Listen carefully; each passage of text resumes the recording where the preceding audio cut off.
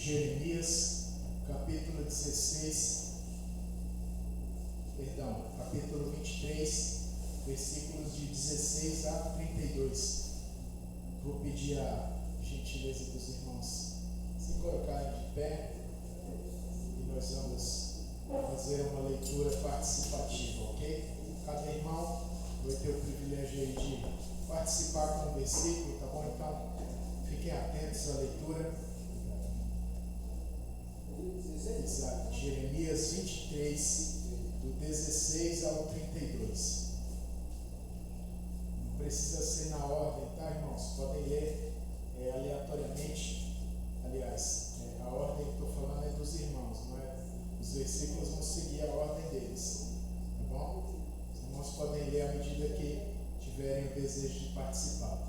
Assim diz o Senhor dos Exércitos: não deis ouvidos às palavras dos profetas que entre vós profetizam e vos enchem de vãs esperanças. Falam as visões do seu coração, não que vêm da boca do Senhor. Dizem continuamente aos que me desprezam: o Senhor diz, paz tereis. E a qualquer que anda segundo o propósito do seu coração, dizem, não virá mal sobre nós. Porque quem esteve no conselho do Senhor ouviu a tua palavra. Quem esteve atento à sua palavra e a ouviu. Eis que saiu com indignação na tempestade do Senhor, a tempestade do Senhor, e uma tempestade penosa cairá cruelmente sobre a cabeça dos ímpios.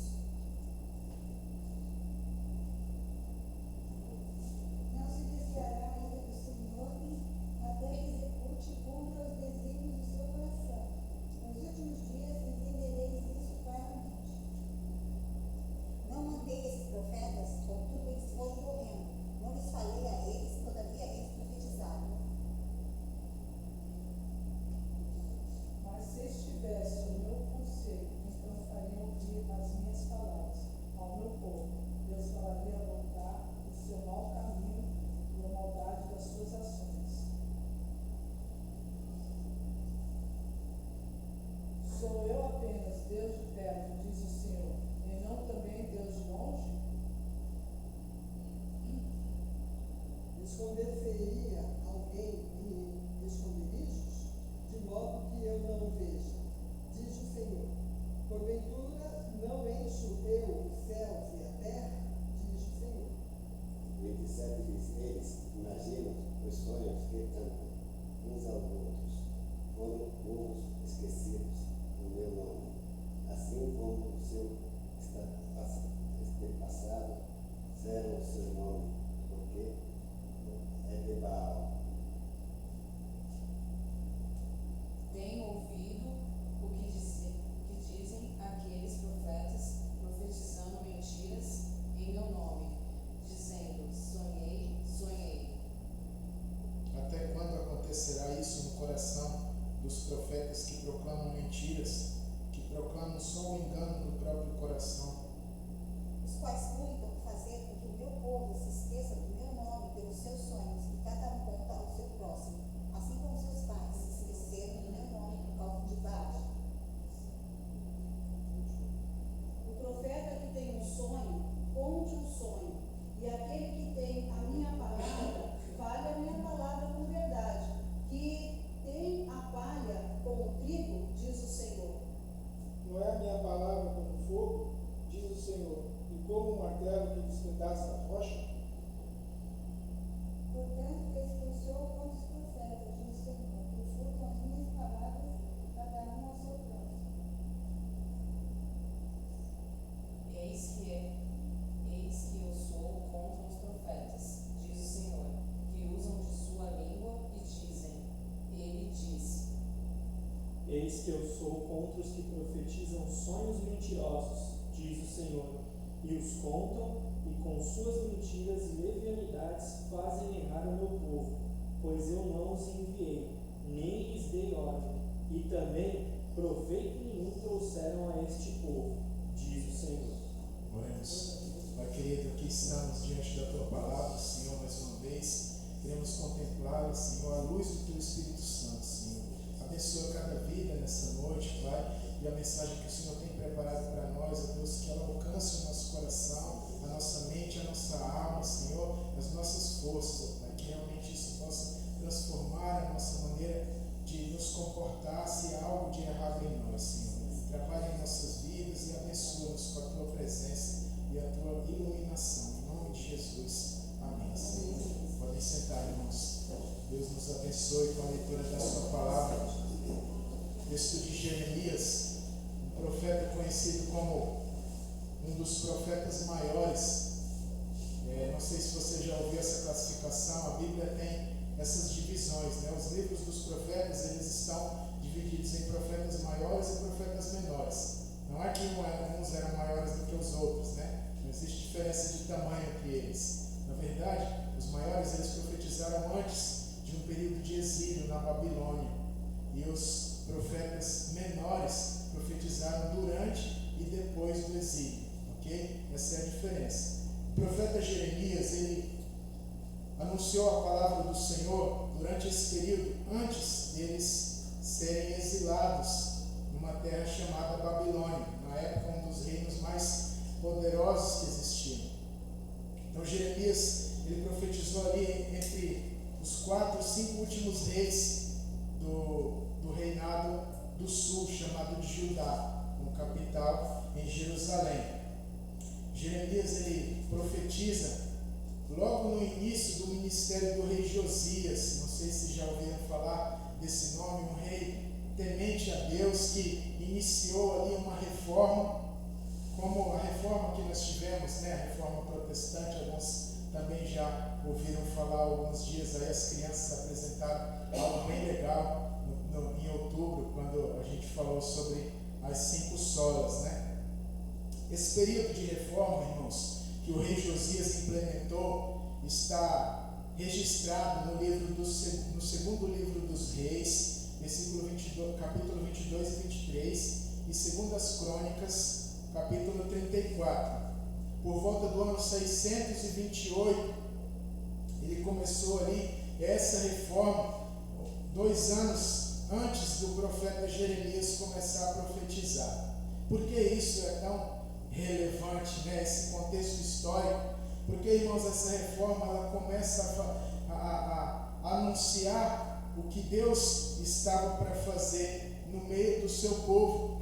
Mas a mensagem de Jeremias, ela era, a partir de então, passou a ser impopular ou inconveniente. Sabe quando aquela pessoa que vem falar coisas que você não quer ouvir, né? Então, a palavra de Deus, ela, às vezes, ela se torna desagradável para as pessoas. Quando ela se torna inconveniente ao ponto de confrontar algo que está errado. E logo depois da reforma, irmãos, que aconteceu ali, implementada pelo rei Josias, os reis que sucederam a ele foram reis maus, que voltaram com todas as suas práticas idólatras, construíram altares e ofereciam sacrifícios, faziam rituais completamente profanos diante daquilo que eles tinham aprendido a respeito da palavra de Deus. Porém, nesse período, Jeremias começou a falar e a anunciar a vinda do julgamento de Deus. Quando o rei Josias implementou essa reforma, ele encontrou o livro da lei escondido em algum lugar, quando fez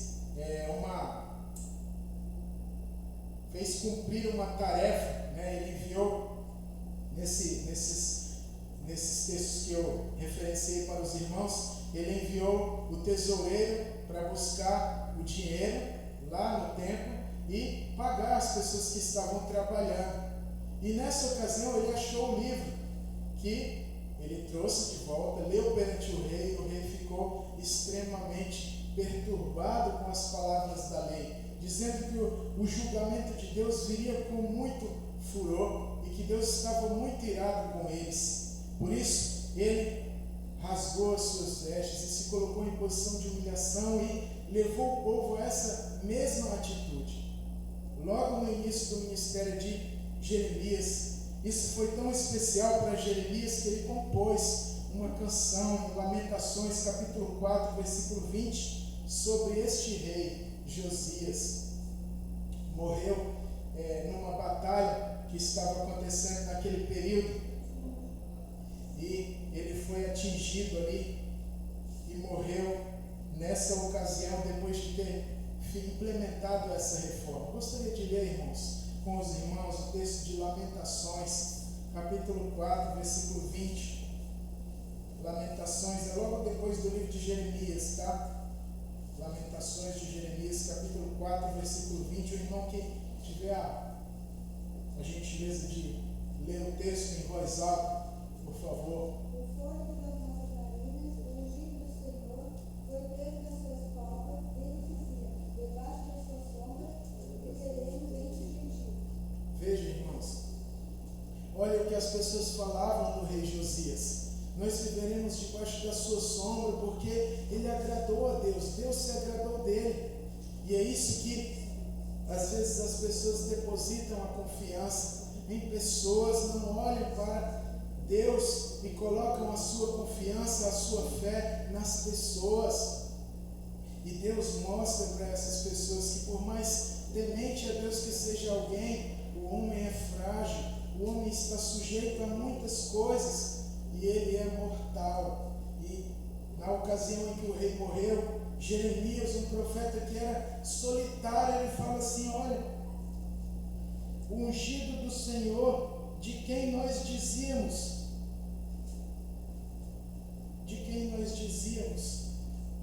pode repetir, irmão? O irmão que leu, quem foi? Cris? Desculpa, Cláudia.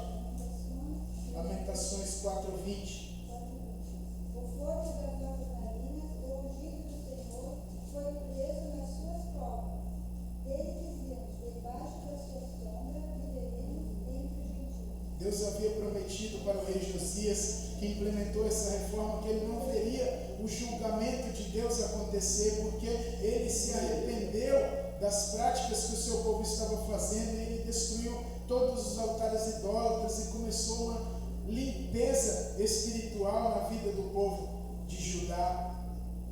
E naquela ocasião, irmãos, Jeremias compôs essa canção, talvez trazendo um consolo para essas pessoas que confiavam nele, confiavam na sua postura de temente a Deus que ele era. Apesar desse homem ter implementado essa reforma, os que sucederam a ele, os reis que vieram depois, não fizeram a mesma coisa, irmãos. Eles começaram a retornar com todas aquelas práticas idólatras e fazer o que desagradava a Deus mais uma vez. Jeremias então começa a anunciar a vinda do julgamento de Deus sobre o povo. Ele exortou a nação a arrepender-se para evitar o castigo. A partir do capítulo 7, onde já havia um rei mau que estava no lugar de Josias, e ele começa a anunciar que Deus iria castigar o seu povo, mas alguns falsos profetas estavam inventando coisas, falando coisas que Deus não havia mandado eles falarem.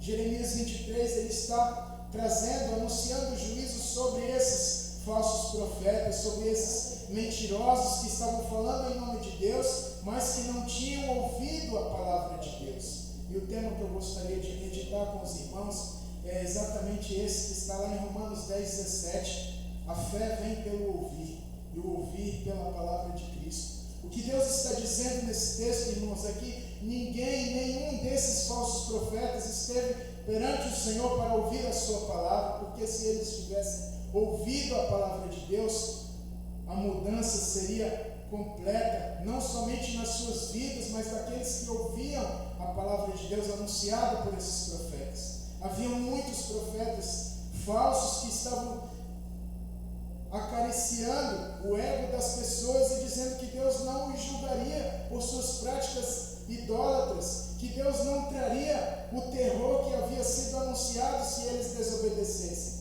Esses falsos profetas estavam dizendo, em nome de Deus, que Deus estava contente com o que eles estavam fazendo. E nos versículos que nós lemos, o Senhor nos diz: não mandei esses profetas, mas eles foram correndo, versículo 21. E o versículo 32, ele fala assim, eis que eu sou contra os que profetizam sonhos mentirosos e os contam com as suas mentiras e leviandades, fazem o meu povo andar errante. Eu não os enviei, nem lhes dei ordem alguma, e eles não trazem nenhum proveito a este povo. Quantas vezes nós ouvimos palavras, irmãos, que aparentemente vêm de Deus, pessoas levianas que estão descomprometidas com a verdade e começam a falar em nome de Deus, começam a defender coisas que não têm acordo com a palavra de Deus, começam a se compactuar com o pecado e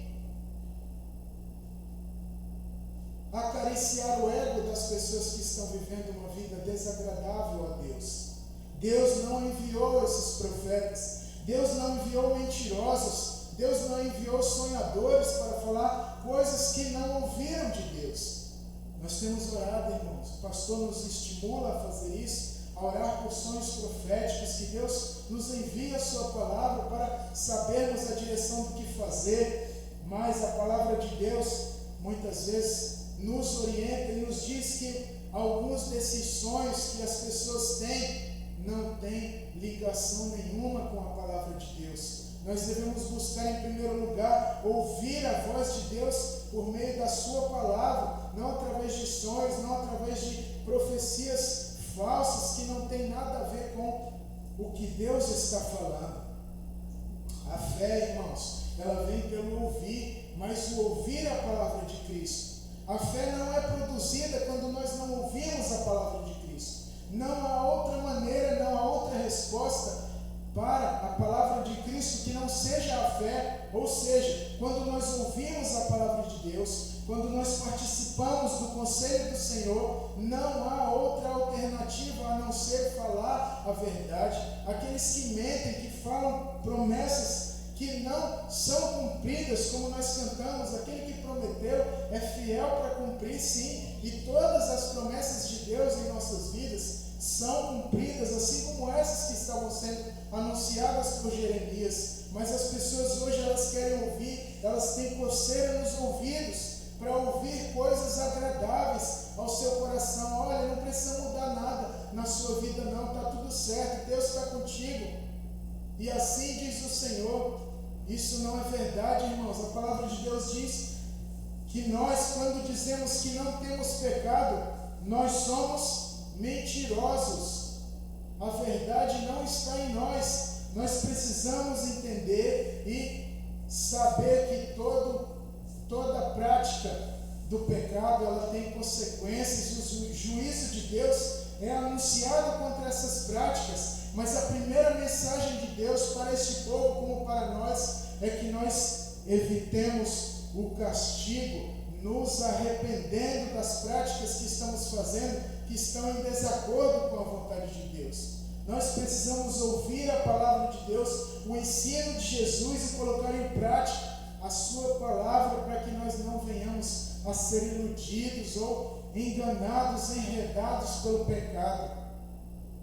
Logo depois, irmãos, de anunciar, exortar a nação a se arrepender, muitos não se arrependeram. E Jeremias passa então para uma segunda fase da sua mensagem, da sua profecia. A mensagem que ele havia ouvido de Deus agora é que o tempo do arrependimento já havia passado. No capítulo 19, já era tarde para aquelas pessoas mudarem as suas práticas e não terem as consequências. Quantas vezes Deus nos chama a atenção sobre algo, várias vezes o irmão fala e a igreja e todos concordam que aquilo está errado e a pessoa continua fazendo aquilo de errado e não entende que a responsabilidade do corpo que nós temos é uns para com os outros. Se eu vejo meu irmão fazendo uma coisa errada, eu tenho a obrigação de ir lá e chamar a atenção dele e falar: olha, o que você está fazendo está errado, Deus não se agrada, todos nós vamos sofrer com o que você está fazendo. E a gente tem que ter essa responsabilidade, irmãos, de cuidar uns dos outros. Obrigado, irmão. Deus abençoe. Cuidar uns dos outros para que nós não venhamos a tropeçar. Jeremias tinha esse compromisso e ele falou: olha, arrependam-se para evitar o castigo. Mas as pessoas não se arrependeram. Eles continuaram com suas práticas, seguindo aqueles reis maldosos, malditos, que estavam desobedecendo a Deus, enquanto eles tinham como referência um rei bom que havia iniciado ali uma reforma, o qual nem todos aderiram. Logo depois que ele morreu, as pessoas esqueceram dele e começaram a desobedecer a Deus.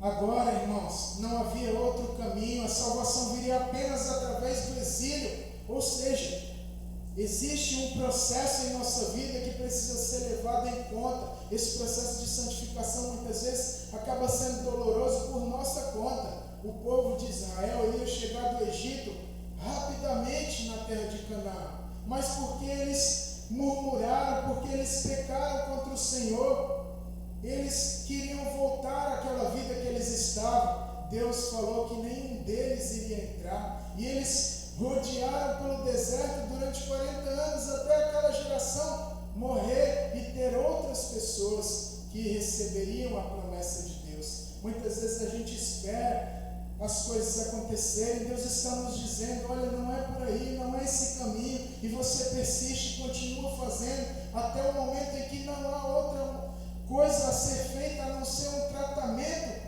na sua vida para que aquilo seja mudado no seu caráter.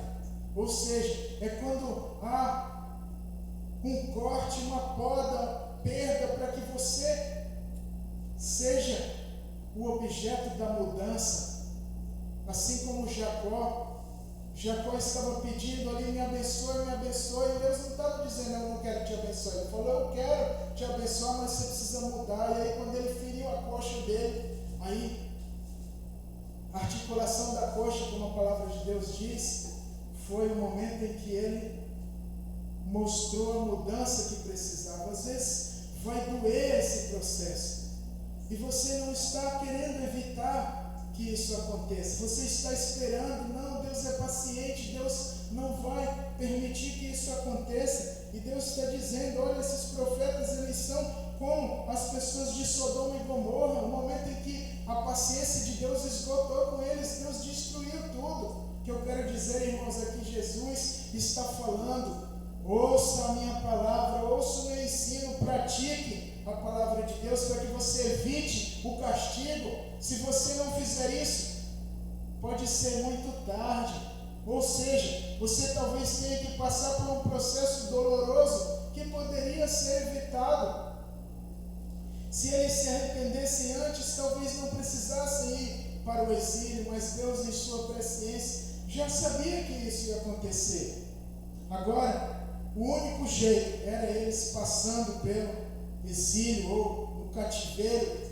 Estiveram ali durante 70 anos na Babilônia. Nesse contexto, o profeta anuncia agora uma outra promessa. Ele está dizendo que o Deus que os levaria para a Babilônia também os traria de volta, irmãos. Deus iria trazer o seu povo novamente para a terra da qual ele os havia tirado pela dureza do coração deles. Os versículos 23, de 7 a 8, capítulo 23, versículos 7 a 8, o Senhor anuncia e diz o seguinte: portanto, eis que vem dias em que nunca mais dirão: tão certo como vive o Senhor que tirou os filhos de Israel da terra do Egito, mas tão certo como vive o Senhor que tirou e trouxe a descendência da casa de Israel da terra do norte e de todas as terras para onde os tinha dispersado, e habitarão na sua própria terra. Capítulo 24, versículos de 4 a 7, também nos traz a promessa do Senhor de que nos traria de volta. Ele diz no versículo 5: os exilados de Judá que eu enviei para a terra dos caldeus são como esses figos bons, e eu os considero bons. Olharei para eles e os trarei de volta para esta terra. Agora, a promessa do Senhor era depois daquele processo doloroso que eles mesmos provocaram diante do anúncio do julgamento de Deus. Deus os traria de volta. Para que essa promessa fosse cumprida, eles precisavam se manter firmes nas promessas do Senhor. Em resposta aos falsos profetas que estavam enganando o povo, o mesmo profeta Jeremias que havia anunciado o julgamento agora traz uma mensagem de restauração. Agora eu quero chamar a sua atenção para esses versículos. Versículo 14, capítulo 23, versículo 14 diz assim, mas nos profetas de Jerusalém vejo coisa horrenda, cometem adultério, andam com falsidade e fortalecem as mãos dos malfeitores para que não se convertam da sua maldade. Para mim todos eles se tornaram como Sodoma e os moradores de Jerusalém como Gomorra.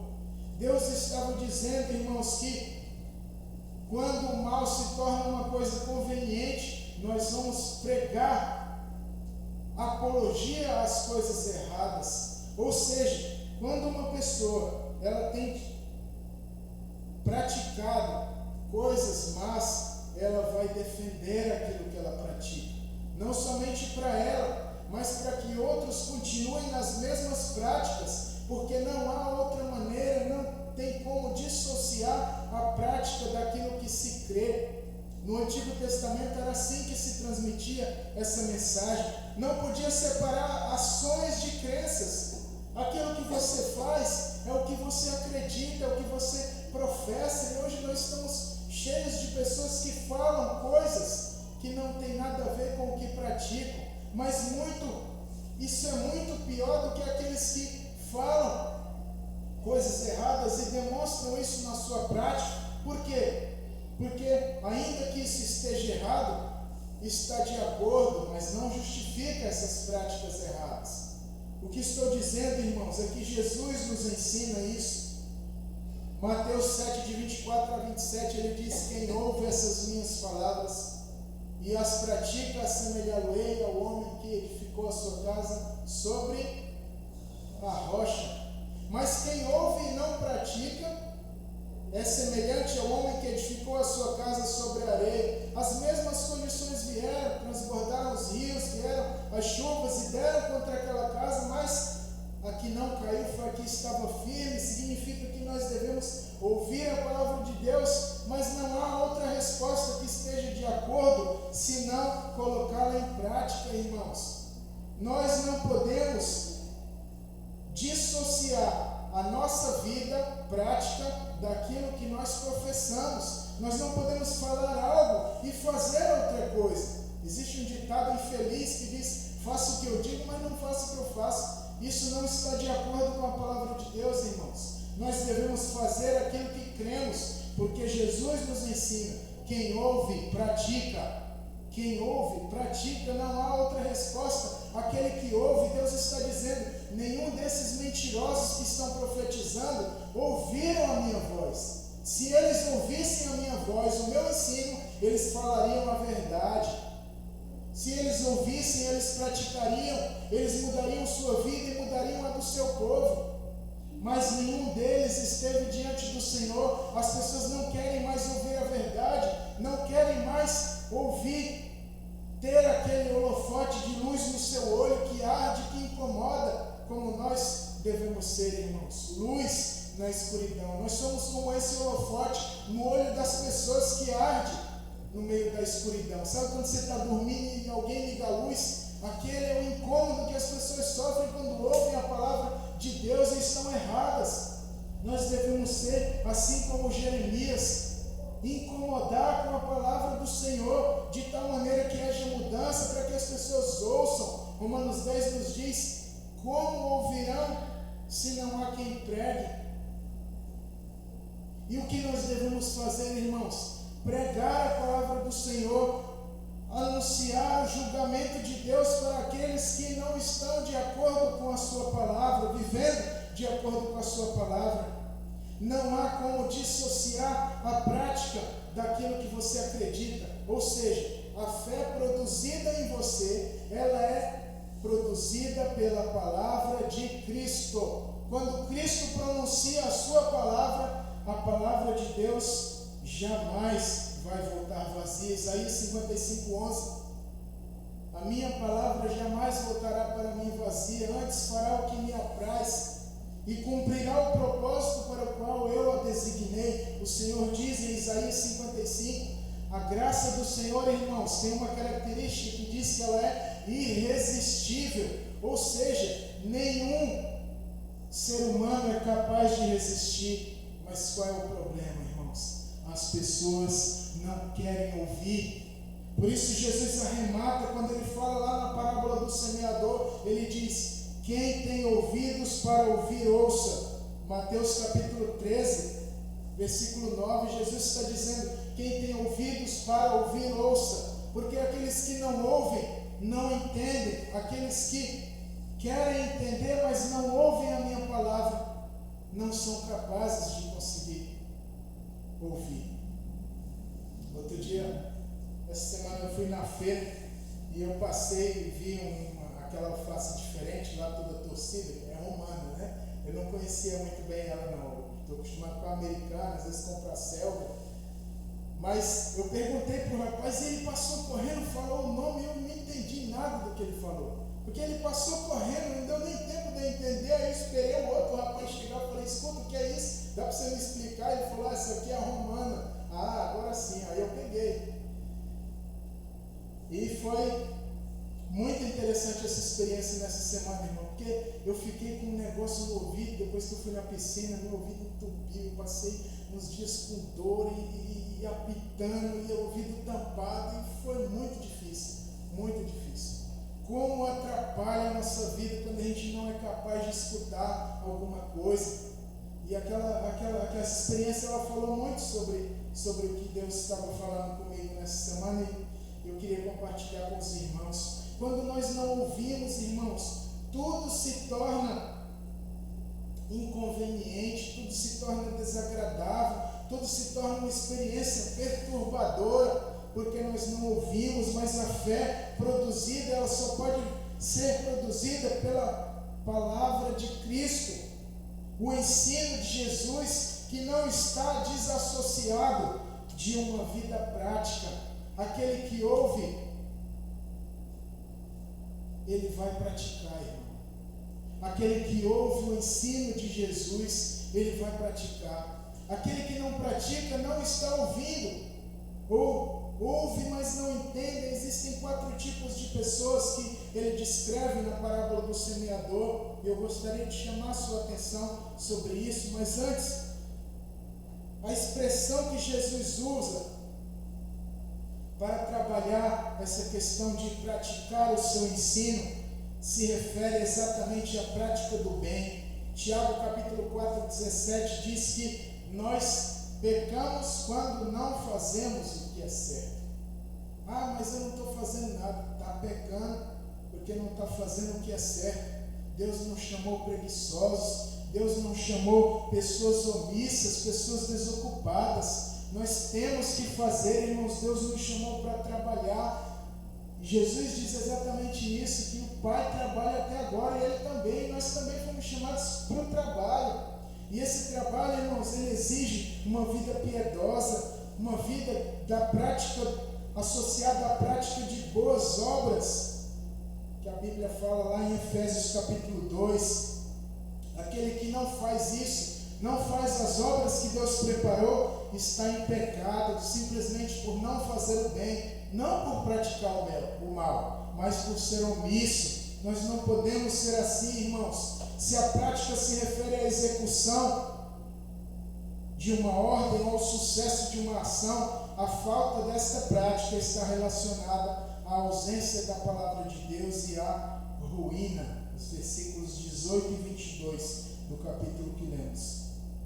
A palavra de Deus nunca volta vazia. Quem ouve o ensino de Jesus, pratica. Mas quem não dá ouvidos, não surte o efeito que a palavra produz, porque não a recebe no seu coração. Alma e mente, segundo Reis 23, 25, fala sobre Josias, que ele guardava a palavra de Deus no seu coração, na sua alma e na sua mente, fazia das suas ações de acordo com essa palavra. Ele não separou a crença da prática. Mateus 22, 37, Jesus nos ensina o maior mandamento, que é amar a Deus de todo o teu coração, de toda a tua alma, de todo o teu entendimento e de todas as tuas forças. Ou seja, a sua mente, o seu coração e as suas ações não podem ser diferentes. Nossas ações devem refletir o que nós cremos. Quando isso não acontece, não há verdade em nós. Versículo 28 do capítulo 23 que nós lemos, olha só o que ele diz. Versículo 28, diz assim: o profeta que tem um sonho, conte-o como um sonho, como um simples sonho, mas aquele em quem está a minha palavra, fale a minha palavra com verdade. Fale a minha palavra com verdade. A verdade de Deus está em nós quando nós assumimos que temos pecado e que precisamos da graça do Senhor. 1 de João 1,8 diz que quando dizemos que não temos pecado, a verdade não está em nós. E se a verdade não está em nós, nós não estamos falando a palavra de Deus e vivendo ela. Mesmo quando somos exortados, irmãos, a tendência que nós temos é nos defender e dizer: não, isso não está. O que eu estou fazendo não está errado. A pessoa é incapaz de responder, incapaz de assumir aquilo que está fazendo, porque acha que não há responsabilidade da parte de quem está exortando. A primeira questão que a pessoa fala é: quem é você para me chamar a atenção? Quem é você? Você não é o pastor, você não é líder da igreja, não é líder de nenhum ministério, de nenhum departamento. Por que você está me chamando a atenção? Jesus nos colocou na mesma posição, irmãos. Mateus 18, se o teu irmão pecar contra ti, vai e chama a atenção dele. Você, se você ganhar, se ele te ouvir, você ganhou seu irmão. Se você chama duas testemunhas, se não leva para a igreja, significa que nós estamos na mesma condição. Se eu vejo meu irmão em pecado, mesmo sendo diácono, minha responsabilidade é chamar a atenção dele, porque o Espírito Santo está me incomodando com a sua palavra. Todos nós somos profetas do Senhor, irmãos, e não devemos ser mentirosos, não devemos passar a mão naquilo que está errado, temos que exortar. E quando as pessoas não ouvem, elas não estão tendo o mesmo compromisso que nós devemos ter. Na parábola do semeador, Jesus usa a expressão: quem tem ouvidos para ouvir, ouça. Mas há aqueles que, ouvindo, não ouvem nem entendem. Versículos 13 a 15. Mesmo ouvindo, não ouvem. Sabe quando aquele rapaz passou falando? Eu não fui capaz de escutar, porque ele passou correndo, não deu tempo. E quando eu estava com o meu ouvido tampado, eu não era capaz de escutar. Minha mulher sofrendo, gritando dentro de casa para poder falar comigo. Por quê? E não conseguia escutar. Foram 3 dias terríveis, irmãos. Só ela sabe dizer. Mas as pessoas que não estão ouvindo, elas causam esse transtorno muito grande. Por quê? Porque quem não ouve, não faz o que é certo. Quem não ouve, não pratica. E não tem nenhum compromisso com a palavra de Deus. Olha só as 4 pessoas para a gente terminar, tá? As quatro posturas que existem diante da verdade de Deus semeada pela sua palavra. Versículo 19 de Mateus 13, se você tiver o privilégio de ler essa parábola, por favor, leia, irmão. Mateus capítulo 13, versículo 19. Jesus está explicando a parábola. Eu vou dar um espaço para os irmãos abrirem para acompanharem, tá?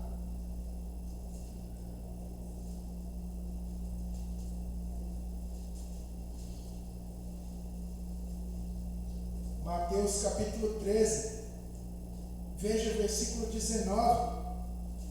Existem aqueles que ouvem e não compreendem. Ouvem e não entendem, são as sementes lançadas à beira do caminho. Significa o que, irmãos? Pessoas que não sabem para onde estão indo. Ou seja, sementes que se perdem. O arado não passava na beira do caminho, porque era a trilha onde as pessoas iam passear para poder fazer o trabalho, entrar e sair dali. Então, na beira do caminho, essas pessoas eram comparadas a essas sementes que não entravam na terra. Elas não podiam entrar porque o arado não passava para enterrar elas. Quem já plantou semente em cima da terra aqui? Já deu certo? Já funcionou? Já nasceu? Mas ela acaba não tendo profundidade. O problema é que se você não fizer nada, ela pode até nascer, mas as pessoas passam por ali, vão pisar e vai matar a planta. Então, o ideal é que você aprofunde ela na terra, afunde a semente na terra. A palavra de Deus precisa afundar no nosso coração, entrar no nosso ouvido. A gente precisa recitar, falar em voz alta, pronunciar, falar andando pelo caminho e lembrar dessas palavras. Senão a gente não vai entender, ela não vai entrar no nosso coração. Essas pessoas que ouvem, mas não compreendem, são comparadas àquele cidadão que passou correndo, falando. E eu não consegui escutar porque ele passou tão rápido. Existem aqueles que ouvem com pressa e logo recebem. Receba a promessa do Senhor, amém? Mas não é o Senhor que está falando. Como é que você vai receber uma coisa que Deus não está falando? Eles recebem apenas a parte conveniente para eles. Ou seja, Deus vai me abençoar, amém? Deus vai fazer com que eu prospere. Mas, para isso, exige uma vida de obediência. Nós devemos negar a nós mesmos. Mas a parte de negar a si mesmo a gente não quer, não. A gente quer a promessa de bênção. Como dizem por aí, queremos a bênção do Deus, mas não queremos o Deus da bênção. Então, irmãos, nós não podemos ouvir com pressa e não se aprofundar. Não podemos ser superficiais como aqueles que estavam ali, a semente que estava em cima da rocha ali, que não criava raiz. Nós precisamos nos aprofundar, não é aquele fogo de palha, oba-oba, olha, Deus está ali e tal, e só louvor, só não tem palavra, não tem ensino para que nós possamos colocá-lo em prática. É só fogo de palha, aqueles que ouvem com pressa e recebem a parte conveniente da promessa, mas na hora de negar a si mesmo, estou fora. Terceira postura, existem aqueles que ouvem e se desviam. No versículo 22, recebem temporariamente, ou seja, acalentam ali a mensagem, puxa, que bonito e tal, mas não se comprometem. É que nem diz o outro, entrou por aqui e saiu por aqui. A pessoa até ouve você, mas depois, deixa para lá, quero nem saber, problema dele. É isso que as pessoas fazem com a palavra de Deus, irmãos. Pessoas que não ouvem o ensino de Jesus, pessoas que não têm ouvidos para ouvir. Existem aqueles, graças a Deus, no terreno fértil, que ouvem e compreendem. O versículo 23, é isso que Deus deseja que sejamos, irmãos. Aqueles que ouvem e entendem, compreendem, guardam no coração, como Maria, a mãe de Jesus, fazia. Uma das passagens que eu mais gosto é essa. Maria guardava todas essas coisas no coração. Ou seja, é isso que nós devemos fazer, isso com a palavra de Deus. Guardar no coração, porque se você não guardar, você não vai praticar. Isso implica obediência. A semente entrou ali, ela vai criar raiz, porque tem espaço, tem profundidade, e ela vai fazer a mudança de dentro para fora. Isso vai ficar evidente nos frutos que nós vamos produzir. A palavra de Cristo, irmãos, é quem vai produzir em nós o fruto do Espírito Santo. Esse fruto só é produzido quando nós estamos dispostos a ouvir, não olvidar, não apenas escutar e não se comprometer, não compreender, não se aprofundar, não se desviar. Nós devemos ouvir e obedecer, porque não há como dissociar essas duas coisas. O que Jeremias está dizendo a respeito da mensagem da palavra de Deus é que quem ouve o conselho do Senhor não desobedece. Aqueles que não obedecem não estão ouvindo. Precisamos ouvir o ensino de Jesus, como Maria, que se sentou ali aos pés, Marta reclamando, olha, a tarefa está por fazer. E Jesus falou, olha, escolheu a melhor parte, ouviu o ensino. Com o que você está preocupado? Em trabalhar mais do que ouvir a voz do Senhor? Ouça. Às vezes Ele pode estar dizendo: o que você está fazendo? Por que isso é necessário? Eu já estou cuidando disso. A questão não é simplesmente ouvir, irmãos, para finalizar, mas o efeito que isto é produzido. Pois da mesma maneira, olha só o que Amós, capítulo 3, versículo 8 diz: como o rugido de um leão provoca medo. Você já ouviu o rugido de um leão? Já ouvi na televisão, graças a Deus. Nunca tive presente na frente dele, não. Isso apavora, irmãos. O irmão Adelso orou aqui e falou: olha, lá na Nigéria, apavora eles no sonho, para que eles temam ao Senhor. Imagina, o Senhor aparecer rugindo que nem um leão para aqueles homens lá, o que eles vão fazer? Não vão parar de perseguir aquelas pessoas? É isso que a gente deve orar, para que o terror consuma esses que estão perseguindo, para que eles temam a Deus, assim como o rugido de um leão provoca medo. A voz do Senhor compele os que ouvem a obedecer e proclamar. O primeiro contato que as pessoas tiveram ali com Deus, né? No monte, o monte fumegando e tudo tremendo. Imagina, você naquela situação lá, Moisés lá em cima, lá pegando os mandamentos, e você lá vendo o negócio tremer, o bicho está pegando. A gente ia ter muito mais temor a Deus se a mensagem fosse transmitida dessa maneira, né, irmãos? Mas o Senhor é tão amoroso, Ele nos convida. Ele diz: vinde a mim. E nós não queremos ouvir o convite de obedecer.